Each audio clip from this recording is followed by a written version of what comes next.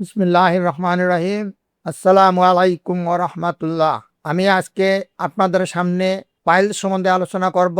অনেকেই পাইলসের বিষয়ে আমাদের কাছে প্রশ্ন করে যে পায়খানা রাস্তায় রক্ত পড়ে, আরো বিভিন্ন সমস্যা দেখা দেয়, এটা রোগটা কি, আমাদের সাথে প্রশ্ন করে। এই জন্য আজকে আমি অবশ্য রোগ অর্থাৎ পাইলস নিয়ে আলোচনা করতেছি।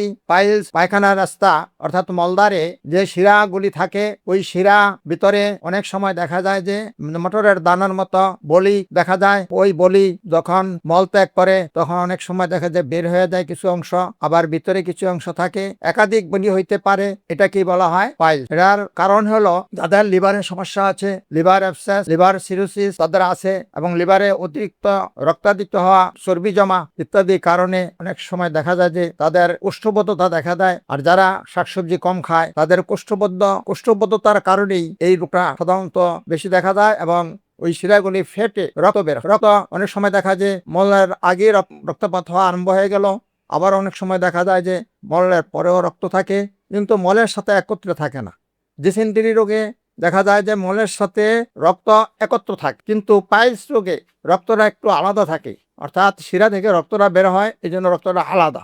আর ডিসেন্টারি রোগে মলের সাথে রক্তটা পুরা থাকে। এই রোগের কারণ বেশিরভাগ ক্ষেত্রেই যাদের লিভারের সমস্যা তাদেরই এই রোগটা বেশি হয়। এই রোগের লক্ষণ হলো, আপনারা দেখবেন এই রোগটা আবার 3 প্রকারের আছে। একটা হলো শিরা ভিতরে থাকা, সেটা হলো প্রকার ভেদে আমরা দেখছি 3 প্রকারের। একটা হলো মলদ্বারের ভিতরে, আবার বাহিরে, একটা হলো মিশ্রিত। এই 3 প্রকার। যেটা ভিতরে থাকে সেখান থেকে হাতে লাগে না, এখন বোঝা যায় না, কিন্তু যখন বের হয়ে যায় বাহিরের যেটা, সেটা হাতে লাগে। ওই মটর দানা মতো গোল গোল এরকম দেখা যায়।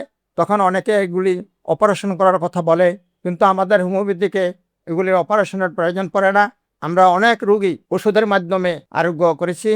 আপনারা যদি আপনাদের লক্ষণগুলি বলেন, তাহলে আমরা ওষুধের মাধ্যমেই এই রোগ আরোগ্য করতে পারবো। এই রোগের লক্ষণ আপনাদের কাছে বললাম যে মলদ্বারে ব্যথা হতে পারে, এবং মলদ্বারে খুব কমই চুলকানে, কিন্তু ব্যথা বেশি এবং রক্তপাত বেশি। এই রক্তস্রাব যাদের হয় তাদের ভয়ানক অবস্থা হইতে পারে, তাদের শরীরে রক্তশূন্যতা দেখা দিতে পারে, এবং তাদের মাঝে মাঝে আবার জ্বরও আসতে পারে। সুতরাং যখন দেখবেন কোষ্ঠবদ্ধতার এবং এই রোগের মলদ্বারের সমস্যা, তখন সাথে সাথে আপনারা ডাক্তারের শরণাপন্ন হবেন, এবং আমাদের কাছে যদি ফোনের মাধ্যমে লক্ষণগুলি বলেন, আমরা ওষুধ পৌঁছে দিতে পারবো, বা আমাদের সাথে সরাসরি আমাদের চেম্বারে আসলো আমরা ওষুধ দিতে পারবো।